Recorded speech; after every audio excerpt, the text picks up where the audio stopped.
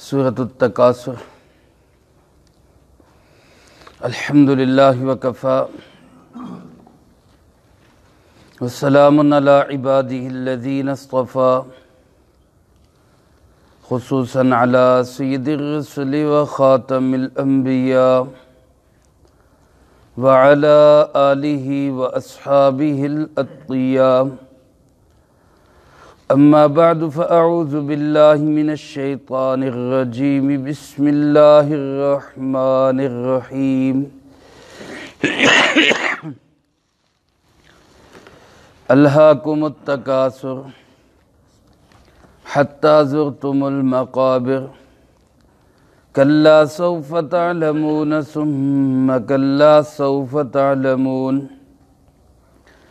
كلا لو تعلمون علم اليقين لترون الجحيم ثم لترونها عين اليقين ثم لتسألن يومئذ عن النعيم۔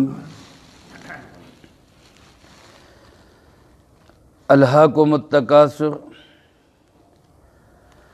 غفلت میں ڈال دیا تمہیں کثرت کی طلب نے، حتی زرتم المقابر، یہاں تک کہ جا پہنچے تم قبروں میں۔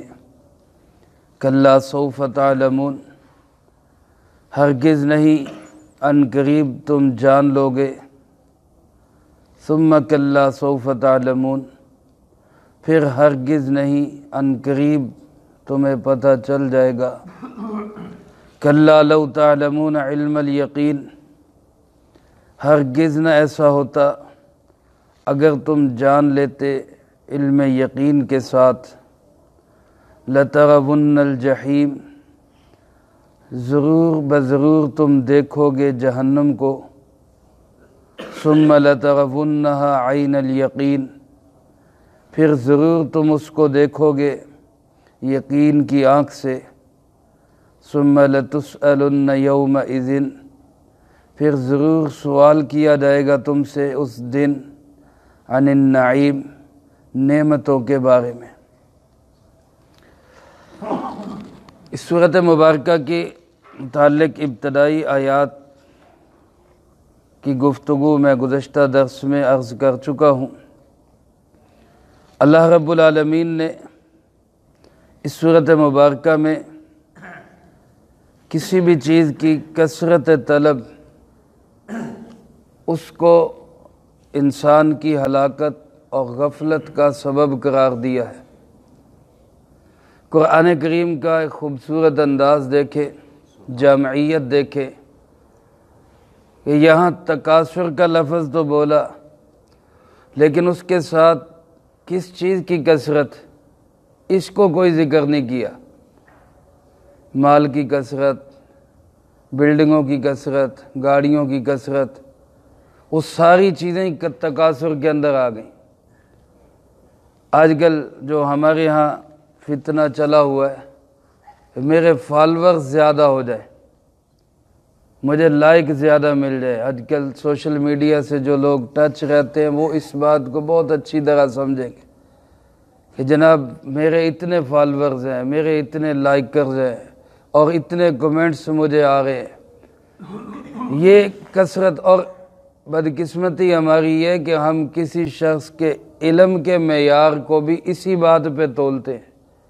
فلاں مولوی صاحب بڑا اچھا عالم ہے، اس کے فالورز اتنے ہیں۔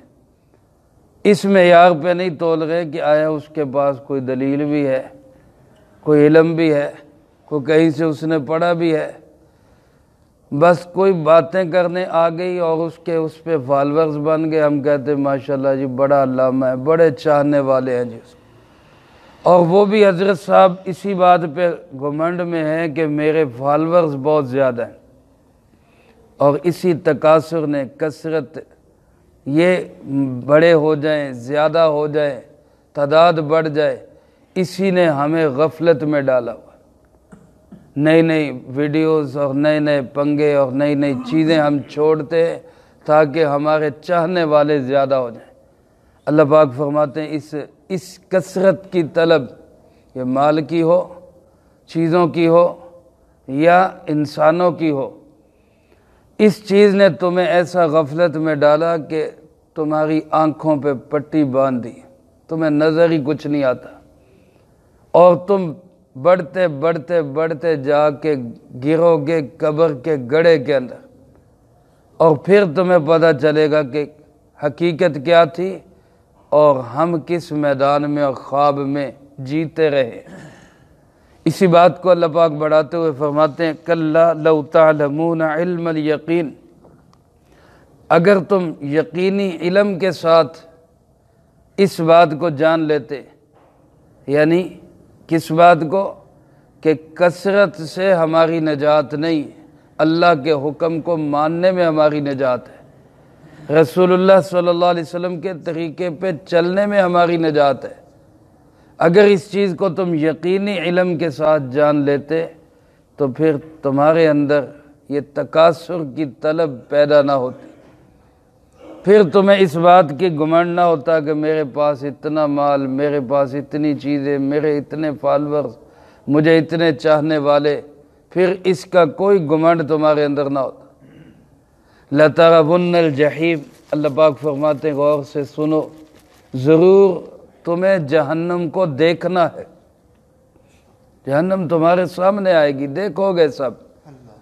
ترمذی شریف کی روایت میں رسول اللہ صلی اللہ علیہ وسلم نے ارشاد فرمایا جہنم کو میدان محشر میں لایا جائے گا، اور اس طرح لایا جائے گا کہ 70,000 زنجیروں کے اندر وہ جہنم جکڑی ہوئی ہوگی، اور ہر زنجیر کو 70,000 فرشتوں نے پکڑا ہوا ہوگا، اور اس کے باوجود اپنے جوش، غیظ، غضب کی وجہ سے وہ قابو سے باہر ہو رہی ہوگی، اور فرمایا کہ اس منظر کو دیکھ کر ما بقا من نبی مرسل الا جسا علی رکبتئی، کوئی اللہ کا برگزیدہ پیغمبر اور نبی بھی باقی نہیں رہے گا جو گھٹنوں کے بل زمین پہ گر نہیں پڑے گا اللہ کے خوف کے مارے۔ سب کی زبان پر نفسی نفسی نفسی ہوگا، اللہ مجھے بچا لے، اللہ مجھے بچا لے۔ ایک واحد ذات میرے آپ کے نبی پیارے آقا جناب محمد کریم صلی اللہ علیہ وسلم ہوں گے، جن کی زبان مبارک پر اس وقت بھی کیا ہوگا؟ امتی امتی امتی، یا اللہ میری امت کو بچا لے، یا اللہ میری امت کو بچا لے۔ تو دیکھنا ہر ایک نے، ہر ایک کے سامنے آئے گی جہنم۔ فرمایا ثم لترونها عین الیقین، اللہ پاک فرماتے ہیں پکی بات ہے، تاکید کے ساتھ کہہ رہا ہوں، یقینی بات ہے کہ تم اس کو یقین کی آنکھ سے دیکھو گے، لیکن اس وقت کا دیکھنا، اس وقت کا ماننا، اس وقت کا تسلیم کرنا وہ کسی کام نہیں آئے گا۔ اب انسان یقین کرے، اور اب اس طرح یقین کرے کہ اس وقت دیکھ کر بھی اس کے یقین میں کوئی اضافہ نہ ہو، اتنا پکا یقین ہو۔ جناب محمد کریم صلی اللہ علیہ وسلم نے فرما دیا، اللہ پاک نے ہمیں مطلع کر دیا، ہمارا یقین ہے کہ یہ ہے اور یہ سب کچھ ہونے والا ہے۔ اس لیے کسی نے کہا نا کہ اگر جہنم اور جنت میرے سامنے بھی آ جائیں تو میرے ایمان میں اضافہ نہیں ہوگا، کیونکہ مجھے بن دیکھے ہی ان پہ بہت ایمان ہے۔ اللہ نے فرما دیا، اللہ کے محبوب صلی اللہ علیہ وسلم نے فرما دیا۔ لیکن نہ ماننے والوں کو اللہ پاک فرما رہے ہیں تم یقین کی آنکھ سے دیکھ لو گے، لیکن تب کا یقین، تب کا دیکھنا، تب کا ماننا وہ کسی کام آنے والا نہیں ہے۔ اور فرمایا پھر ثم لتسألن، پھر تم سے ضرور سوال کیا جائے گا۔ اس میں بھی تاکید کے ساتھ فرمایا لتسألن، ضرور پوچھا جائے گا۔ کس چیز کے بارے میں؟ فرمایا عن النعیم، اس دن تم سے نعمتوں کے متعلق سوال ہوگا، اللہ اپنی نعمتوں کے بارے میں پوچھیں گے۔ حدیث پاک میں رسول اللہ صلی اللہ علیہ وسلم نے ارشاد فرمایا لا تزال قدم ابن آدم، انسان کے قدم اپنی جگہ سے ہل نہیں سکیں گے، کوئی انسان اپنی جگہ سے ایک دوسری سائیڈ پہ ہل نہیں سکے گا جب تک کہ اس سے 4 سوال نہیں ہو جائیں گے۔ عن عمر فیما افناہ، عمر کے بارے میں سوال ہوگا، عمر کہاں خرچ کر کے آئے، زندگی کہاں کھپا دی، صلاحیتیں کن کاموں پہ لگائی۔ پھر عمر میں خاص حصہ جوانی کا، جو جوش کا، جذبے کا، کام کرنے کا، اس جوانی کو کہاں پہ خرچ کیا۔ اور تیسرا سوال ہوگا اپنے علم پر کتنا عمل کیا، اللہ نے جو علم دیا تھا اس پہ عمل کتنا کیا۔ اور چوتھا سوال ہوگا مال کے متعلق، کہاں سے کمایا، کہاں خرچ کیا، سورسز آف انکم کیا تھے، کمائی کے ذرائع کیا تھے، اور پھر خرچ کہاں پہ کیا۔ میرے بھائیوں، ہم آزاد نہیں ہیں، کمانے میں بھی پابند ہیں، خرچ کرنے میں بھی پابند ہیں۔ نہ اپنی مرضی سے کما سکتے کہ جی بس جو مرضی آ جائے، حلال آئے، حرام آئے، جائز آئے، ناجائز آئے، دبی آؤ، یہ ہماری مسلمان کی شان نہیں ہے۔ کافر کی تو ہو سکتی ہے سوچ کہ مال بڑھنا چاہیے جیسے بھی بڑھے، لیکن مسلمان کی سوچ مال کے بڑھنے کی نہیں، مال کی برکت کی ہوتی ہے۔ اللہ پاک تھوڑا دے، حلال کا دے، برکت والا دے۔ اس کے متعلق قیامت کے دن سوال ہوگا۔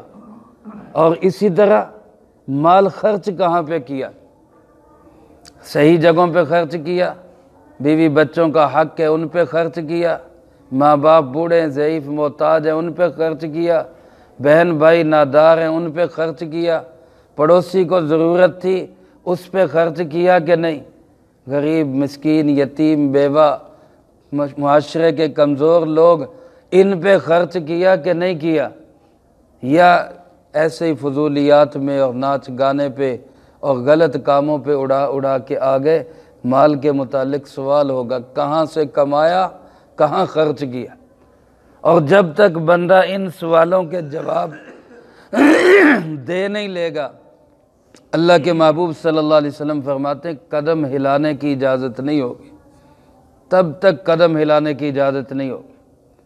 اور روایات میں آتا ہے قیامت کے دن سب سے پہلے جس نعمت کے متعلق سوال ہوگا، سب سے پہلے عبادات میں تو سب سے پہلے سوال ہوگا نماز کا، معاملات میں سب سے پہلے سوال ہوگا قتل کا، اور نعمتوں کے متعلق جو سب سے پہلا سوال ہوگا وہ تندرستی کے متعلق سوال ہوگا۔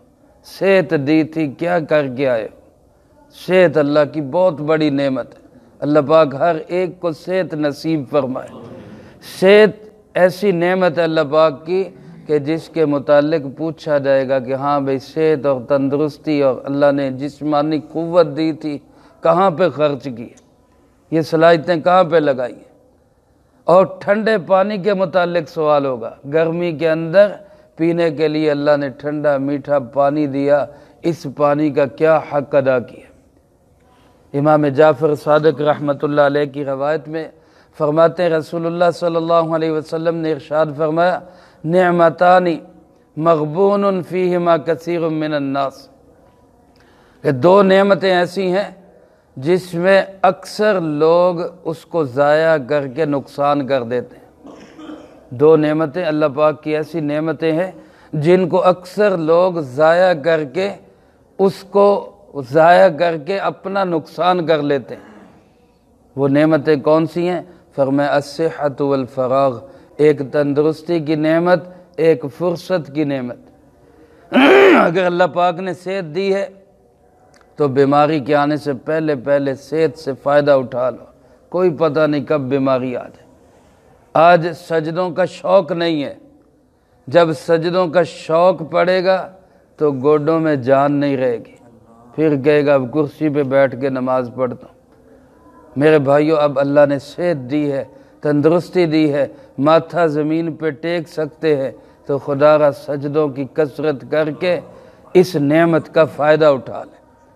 والفراغ، دوسری نعمت فرصت ہے۔ اللہ نے اگر سہولت دی ہے، کوئی کام دھندوں میں بہت پھنسا ہوا نہیں ہے، تو بندہ اپنی اس نعمت کی قدر کرے، اس کو استعمال کر لے۔ نعمتوں کے متعلق اس کی قدر دانی اور اس کا حق ادا کیا کہ نہیں، اس کا سوال ہوگا۔ صحابہ کرام رضی اللہ تعالیٰ مجمعین فرماتے ہیں رسول اللہ صلی اللہ علیہ وسلم چھوٹی سے چھوٹی نعمت کی بھی بڑی قدر کیا کرتے، بڑی عظمت کیا کرتے کہ اللہ کی نعمتیں۔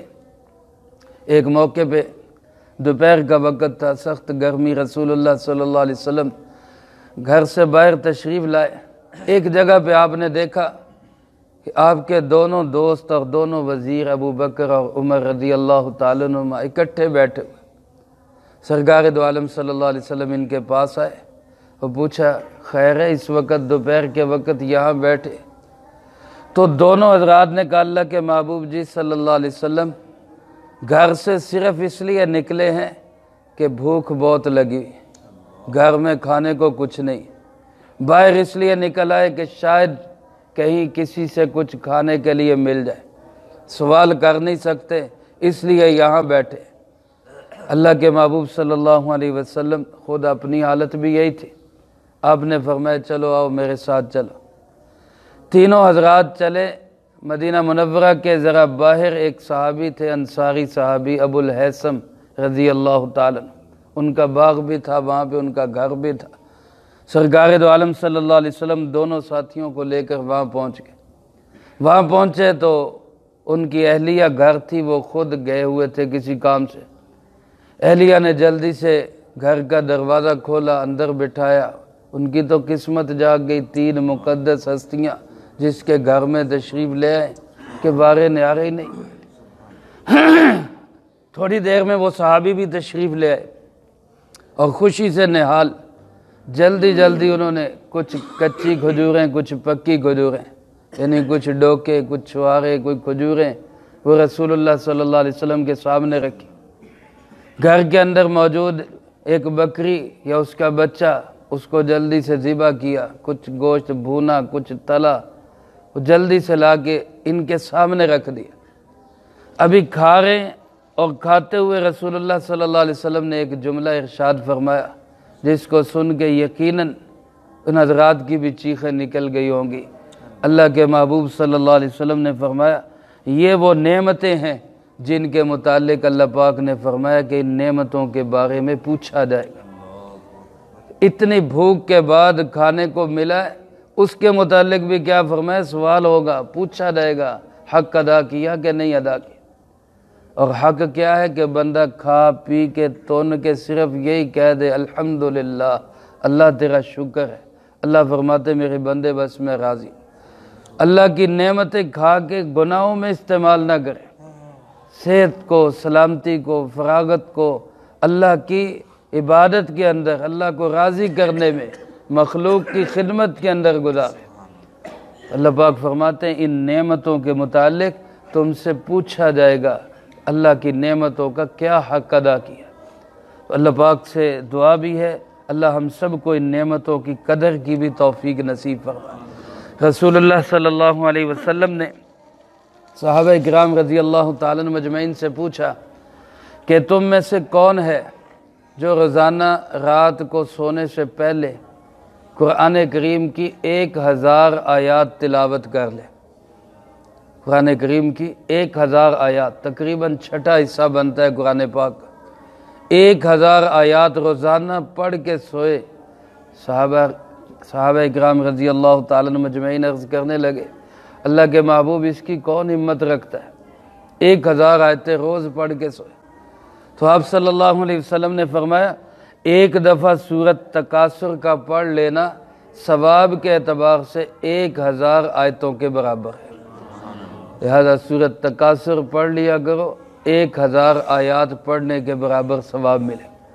گویا 6 دفعہ 7 دفعہ اس سورت کو بندہ پڑھ لے تو پورے قرآن کریم کے پڑھنے کے برابر ثواب مل جاتا۔ گویا اس کا مضمون جو ہے نعمتوں کی قدر، یہ قرآن کریم کا چھٹا حصہ ہے۔ اس چھٹے حصے کو بھی ہم ہر وقت ذہن میں رکھیں، اللہ کی چھوٹی سی چھوٹی نعمت کی بھی قدر کریں اور اس کا حق ادا کرنے کی کوشش کرے اور اس کا شکر ادا کرے۔ اللہ مجھے آپ کو سب کو اس کی توفیق نصیب فرمائے، جو کہا سنا اس کو زندگی میں لا کے دوسروں تک پہنچانے کی توفیق عطا فرمائے۔ اللہم انت السلام و منک السلام تبارک ربنا وتعالیت یا ذا الجلال والاکرام اللہم اعنا علی ذکرک وشکرک وحسن عبادتک اللہم احسن عاقبتنا فی الامور کلہا واجرنا من خزی الدنیا وعذاب الآخرہ اللہم واقیتا کواقیت الولید اللہم استر عوراتنا وآمن روعاتنا اللہم انا نجعلک فی نحورہم ونعوذ بک من شرورہم اللہم اکفنا بحلالک عن حرامک واغننا بفضلک عمن سواک اللہم اکفنا کل مہم من حیث شئت ومن این شئت رب اغفر وارحم وانت خیر الراحمین رب ارحمہما کما ربیانی صغیرا اللہم ربنا تقبل منا انک انت السمیع العلیم وتب علینا انک انت التواب الرحیم وصلی اللہ علی النبی الکریم وعلی آلہ واصحابہ اجمعین برحمتک یا ارحم الراحمین.